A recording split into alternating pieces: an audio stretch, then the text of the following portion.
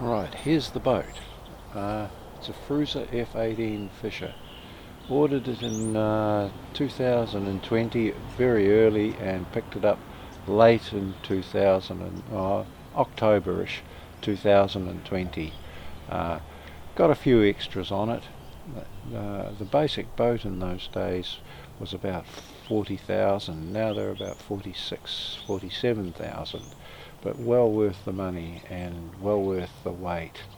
The Once you start adding extras on it, of course, the price of the bloody thing goes up dramatically, and it's cost me probably in excess of $55,000, $60,000, but it's well worth the extras, and it just adds to it. On the front here, I have an anchor. I bought a Maxwell only because it was available at the time at a special rate. I went for size over beauty, and it works a dream. Where we go, there's always a current, and the reefs are quite small, so we drop the anchor when we get to our spot X and start fishing. And it's been, to this point, it's been excellent. But to run it, I've had to install another battery, a house-type battery and a big one, just so that the motor is not going to drag. If I lift it up several times, it puts a hell of a pressure on the battery, and starting the motor may become an issue. So I've put another battery in for that, and it's got a switch on the dash which I'll show.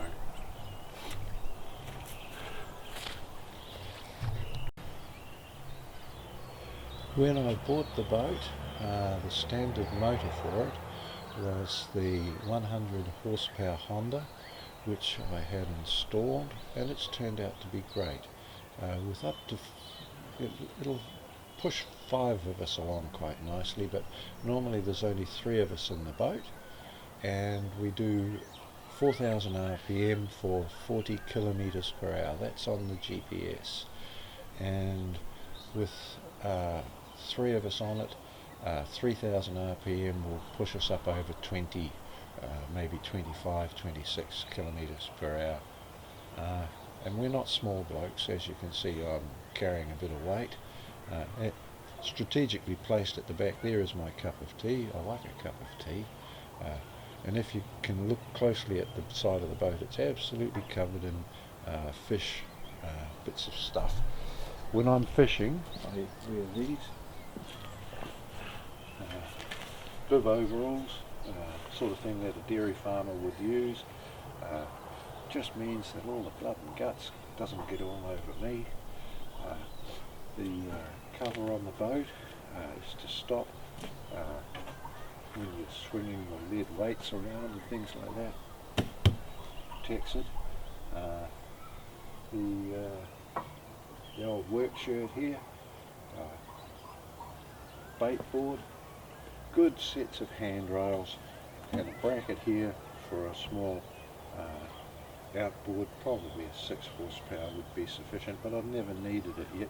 When we're running the motor, a day at sea will cost me $60 to $65 now.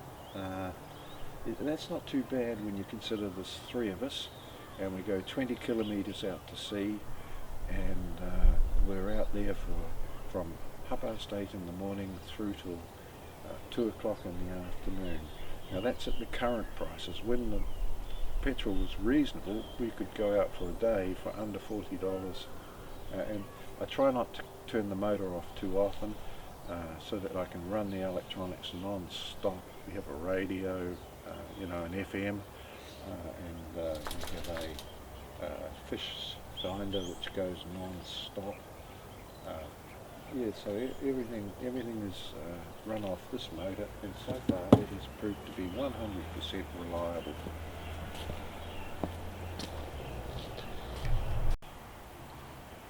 You can see the boarding ladder there and the opening in the rear transom, and we have a hose protruding out of the back for our wastewater pump, for the pump to wash down the boat rather, and that works brilliantly. It's a Jabs Co that I bought from Burns Co. No, this is very good. The dog finds it useful too because she can jump up.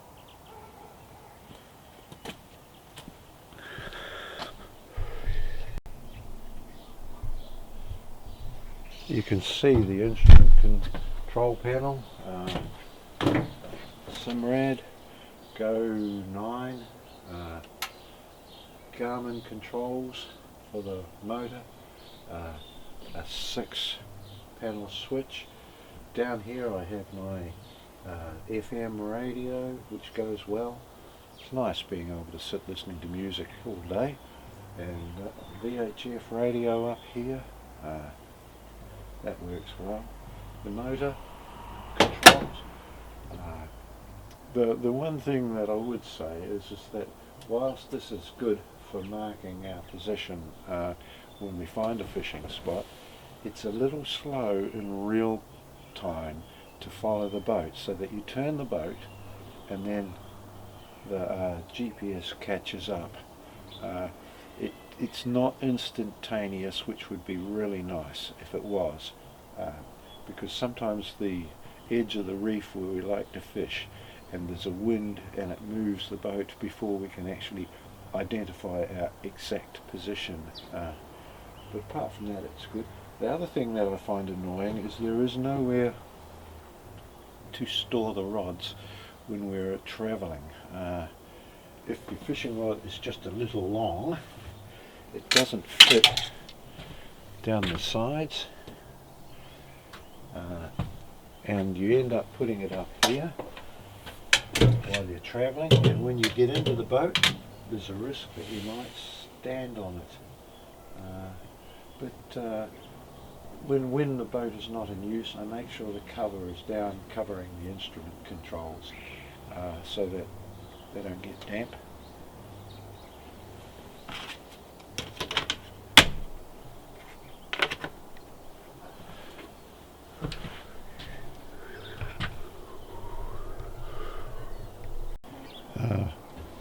This is the battery cabinet. Got the door installed by a local engineer, 2 batteries, house battery and starter motor battery. You can see I've got the cover on back to front, but that's neither here nor there, and a switching panel. Yeah, it works well. This is a good system. The door was installed by a local engineer who it's made a big difference, because when we get the wash out, the wash hose out, we just let it go. All the guts and everything flies everywhere.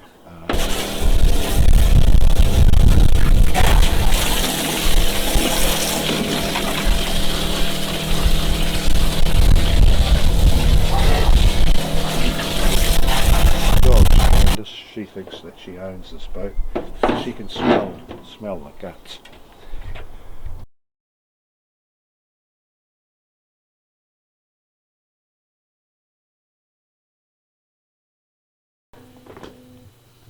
Here we are leaving the Oamaru harbour on a blustery nor'west morning. You can see the pier there that is full of shags. They stink, and on a nor'wester you can smell them. Back there's the loading ramp, and there's about 2 or 3 boats out on this occasion. Midweek, so not a lot of boats out. But there never is many anyway, not like in the North Island. On the left is the commercial wharf where the commercial boats unload crays and cod mostly, and that water break there full of seals and penguins. There, looking back across the harbour to Oamaru, private boats, and that pier on the right runs right into the heart of the old Victorian town, which is quite unique. And to the right you can see the entrance to the harbour and the exit into the sea.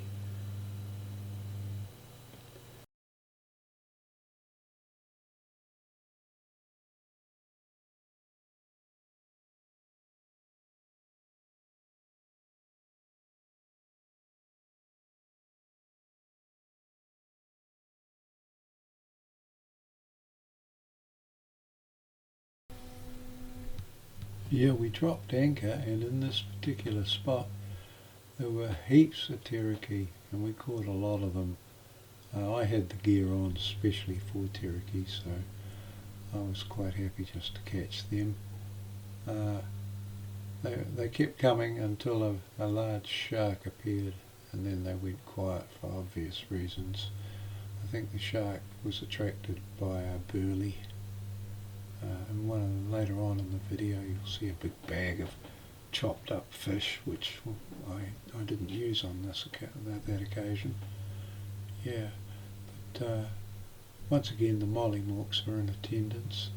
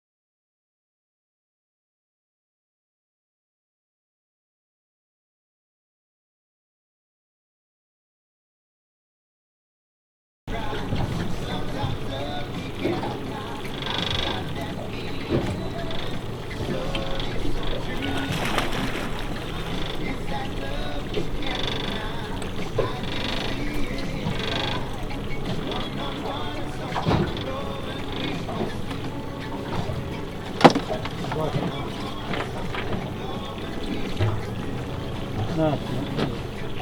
What is it now? Holy shit.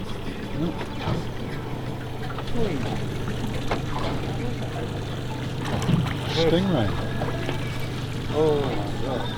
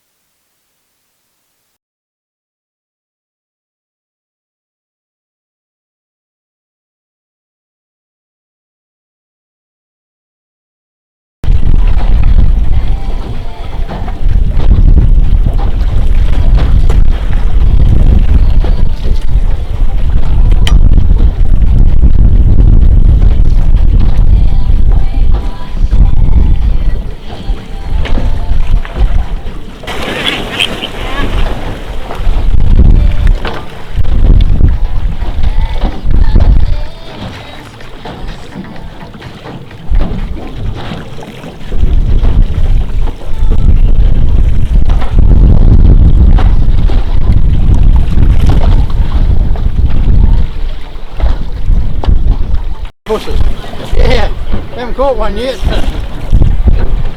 Look at that for a beauty. He's looking pretty angry. John's teeth. Oh, what a beauty. Good on you, Neville. It's almost as good as a stingray.